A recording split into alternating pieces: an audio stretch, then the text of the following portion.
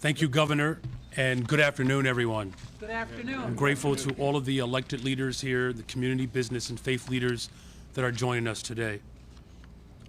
Many Chicagoans were shocked and appalled to see videos of heavily armed, masked federal agents in our streets yesterday. The reality is that this stunt has nothing to do with public safety. This is about politics, money, and power. The president is using his militarized force the exact way he intended, to advance his political goals. He wants to militarize our cities, whether that's through ICE or through the National Guard or the United States Army or armed forces. He wants to provoke conflict so that he can use this as a pretext to send even more federal agents into our city. What we saw yesterday was an absolute disgrace. Families, visitors, everyday Chicagoans were out enjoying our city, and they were met with dozens of heavily armed federal agents aiming to strike fear in our communities. They targeted street vendors and construction workers, just trying to make an honest living. They made a little girl act as a translator as they took her family into custody. These are heartbreaking scenes that have nothing to do with making our city safer. My question to these masked, heavily armed individuals is simple. What could you possibly need an automatic weapon for? The only plausible explanation is that their aim is not to carry out their duties, but instead strike fear in our communities. If you are following the law, if you are in accordance with the Constitution, if you have a criminal warrant, then there is no reason to cover your face. This comes on the heels of the revelation that was reported on MSNBC that Tom Homan, the so-called border czar, accepted a $50,000 bribe from undercover FBI agents in exchange for lucrative detention center contracts. So let's call it what it is. Tom Homan sold out the American people for $50,000 in cash. And that's why I'm calling on the federal government to appoint an independent investigator to review every single contract in the city of Chicago, the county and the state, related to any ICE detention centers. The people have a right to know if these contracts are legitimate or if they were granted as a result of outright bribery and corruption. As of last week, 72% of those held in ICE detention have no criminal record. And of those with a criminal record, many are for traffic violations and misdemeanors. The Trump administration's detention campaign is not for public safety, it is for profit. More than 90% of the immigration detention centers are run by private and for-profit corporations.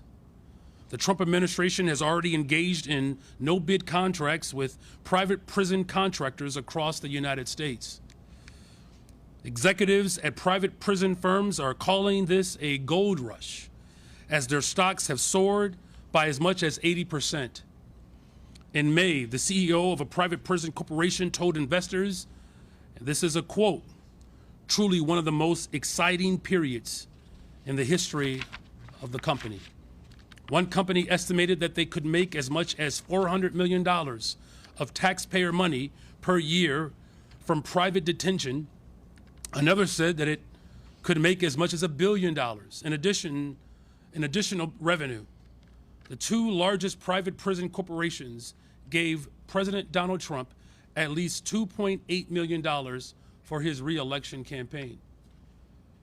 And this is the agency that Trump and Republicans just handed $170 billion, a blank check with little to no oversight. The money that Republicans gave to ICE is there's more funding given to ICE in this last budget that has been allocated for police departments at state and local governments in all 50 states, including the District of Columbia combined. Let me say that again. Trump gave his personal militarized force more money than all other local and state police funding combined. And the guy they put in charge of that funding was bought for $50,000 in cash. They are lining their own pockets and the pockets of the executives of to a small number of corporations. I've spoken with parents in Pilsen, Little Village, spoken to business owners on Devon Street, elders in Uptown who are too scared to take their children to school. We're losing business, and they're too afraid to even attend church because of their legal status. They're afraid of the reckless actions that they have seen. This is not being tough or patriotic. To throw a crying mother to the floor who just wanted to be reunited with her children, it's abominable. It's not law and order to body slam a 79-year-old business owner, an American citizen, for trying to produce the papers of his employees. And there's nothing brave about firing pepper bullets with chemical agents at a Chicago CBS reporter for simply showing up to do her job. Greg Bovino, who spends countless taxpayer dollars on TikTok videos of himself, was in charge of the operation in Los Angeles, where a 15-year-old kid, an American citizen with disabilities, was handcuffed and held at gunpoint by ICE. His family is now suing. By the time this is over, there will be hundreds of millions of dollars of taxpayer dollars wasted in settlements related to the excessive use of force and the unconstitutional actions of this administration. So again, let's make this very clear. This is not about public safety. This is not even about immigration. This is a continuation of the Trump administration's war on the poor.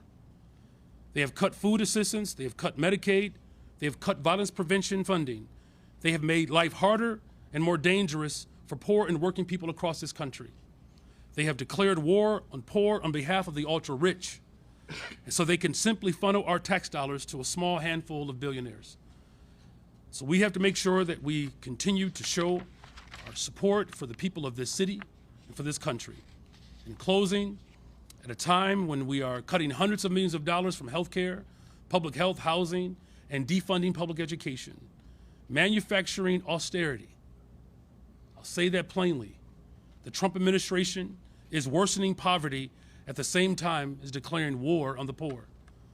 This is an untrustworthy, corrupt, and out-of-control administration that is doing everything in their power to foment chaos in our cities.